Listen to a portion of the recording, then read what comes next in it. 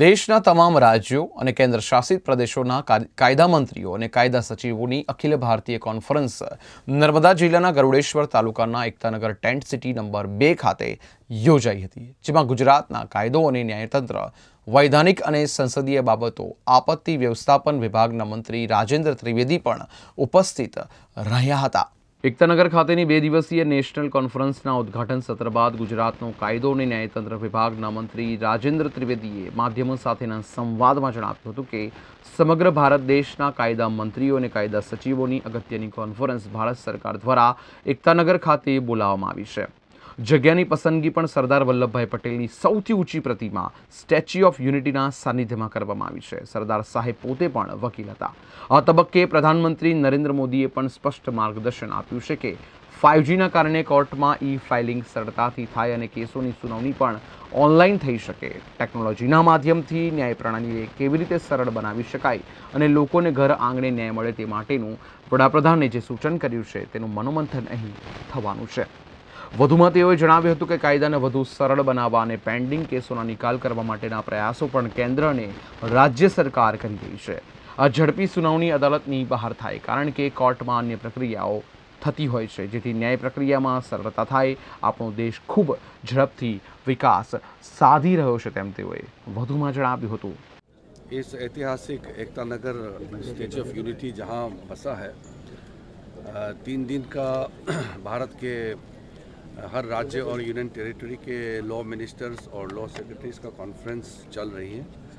और इस कॉन्फ्रेंस के माध्यम से हम नई सिरे से ये देखेंगे कि वर्तमान में भारत जिस तेज़ी से आगे बढ़ रहे हैं, उस हिसाब से हमारे जो कानून हैं, जितने भी नियम बने हुए हैं, वो पर्याप्त है कि नहीं। और आज के दिन में हमारे देश में कई ऐसे कानून हैं जो बहुत पुराने हैं और आज के संदर्भ में उसका कोई रेलेवेंस नहीं है, तो इसका भी हम चर्चा करेंगे। और साथ साथ में हमारे जो आर्थिक जगत में जिस तरीके से हमारे प्रगति हो रहे हैं, उस हिसाब से जो हम कहते हैं ease of living, ease of doing business, तो हमारे क्या कानून हमारा देश में बिजनेस के दृष्टि से और आम लोगों के जीने का जो तरीका है उस दृष्टि से क्या कानून सही है कि नहीं है। इसलिए बहुत चीज़ों में हम लोग इसका अध्ययन करेंगे और फिर सुझाव राज्य के हमारे जो लॉ मिनिस्टर्स और लॉ सेक्रेटरीज है उनका सुझाव भी लेंगे और सामूहिक रूप से हम फैसला लेंगे। भारत सरकार सारे राज्यों से ही सुनेंगे, फिर जो करना है सामूहिक रूप से हम लोग करेंगे। ये ऐसा है कि जुडिशरी और सरकार मिल करके कई कार्यक्रम करते हैं, स्पेशल लीगल एड्स और लीगल सर्विसेज के लिए। तो आम लोग जो हैं, हर आदमी कोर्ट नहीं आ सकते हैं, तो हम जो अपने लीगल सर्विस के माध्यम से मोबाइल कोर्ट कर सकते हैं, लोक अदालत कर सकते हैं। और साथ साथ हम जो नालसा के माध्यम से कई वकील होते हैं जो प्रो बोनो का कॉन्सेप्ट होते हैं, फ्री लीगल एड देते हैं। तो जो लोग फ्री लीगल एड के पात्र हैं उनका हम फ्री लीगल एड देंगे। हमारे पास हम प्रावधान किया हुआ है कि जो पैनल लॉयर्स हैं हमारे यहाँ, कई ऐसे एडवोकेट्स हैं जो प्रो बोनो कॉन्सेप्ट को मानते हैं, तो बिना पैसे के गरीबों को लीगल सर्विस देते हैं। तो हम कोर्ट में ही लोगों को क्यों बुलाएं, हम ऐसे करके कोर्ट वाले, हम सब सरकार वाले लोगों के घर जाए। तो ये सब हम कार्य कर रहे हैं, काफ़ी इनोवेटिव स्टेप्स भी उठाए जा रहे हैं और लाखों के संख्या में लोगों को इसका लाभ भी मिल रहा है। समग्र भारत देशना लॉ मिनिस्टर्स અને કાયદા સચિવોની આ અગત્યની કોન્ફરન્સ કેન્દ્ર દ્વારા ભારત સરકારે આદરણીય મંત્રીશ્રી, કેન્દ્રીય મંત્રીશ્રી કિરણ રિજિજુજીના સમર્થનથી બોલાવવામાં આવી છે। જગ્યાની પસંદગી પણ આદરણીય સરદાર વલ્લભભાઈ પટેલનું વૈશ્વિક સૌથી ઊંચું સ્ટેચ્યુ અને તે પોતે પણ વકીલ,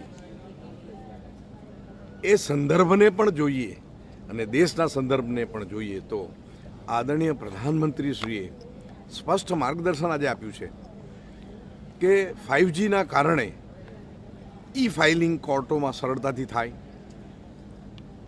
હિયરિંગ એની સુનાવણી કેસોની સુનાવણી પણ ઓનલાઈન થઈ શકે, આરોપી કે પક્ષકારની પેશી એ પણ ઈ માધ્યમથી થઈ શકે.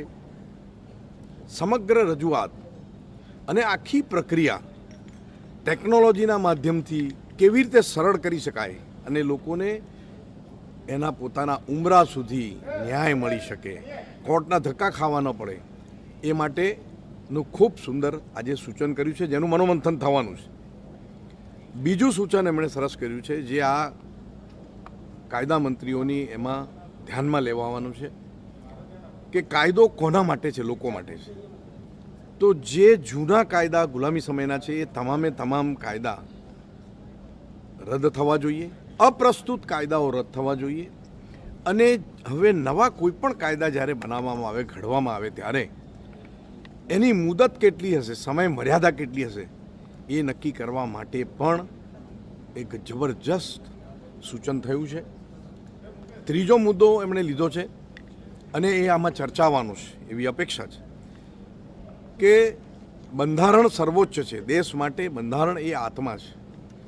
બંધારણને કારણે એની નીચે ન્યાય આખી પ્રણાલિકા છે, આખી વ્યવસ્થા છે, એક્ઝિક્યુટિવ પણ એક આખી વ્યવસ્થા છે, સંસદ અને વિધાનસભા પણ એક એનું ત્રીજું અંગ છે. અને આ ત્રણેય અંગનો હાર્દ માતા કોઈ હોય તો એ બંધારણ છે. અને એટલે બધાએ દેશની કઈ રીતે દેશનું સારું કરી શકાય એ માટેના પ્રયાસ કરવાના રહેશે. આ મહત્ત્વના સૂચન પછી સંવેદનશીલ ન્યાય તંત્ર થવું જોઈશે. દરેક પ્રદેશની પોતાની ભાષામાં ચુકાદાઓ હોવા જોઈએ, કાયદાની પ્રક્રિયાઓ હોવી જોઈએ, ચુકાદાઓ તે ભાષામાં હોય, એની લાઇબ્રેરી પણ તેમની ભાષામાં હોય, જેથી લોકો સરળ સમજી શકે. અને નવા કાયદા ઘડતી વખતે સરળતાથી કાયદો સમજી શકાય એ માટે એવી જ ભાષાનો પ્રયોગ પણ હોવો જોઈએ અને એનું વિસ્તૃત એની સમજ પણ એમાં આપવી જોઈએ.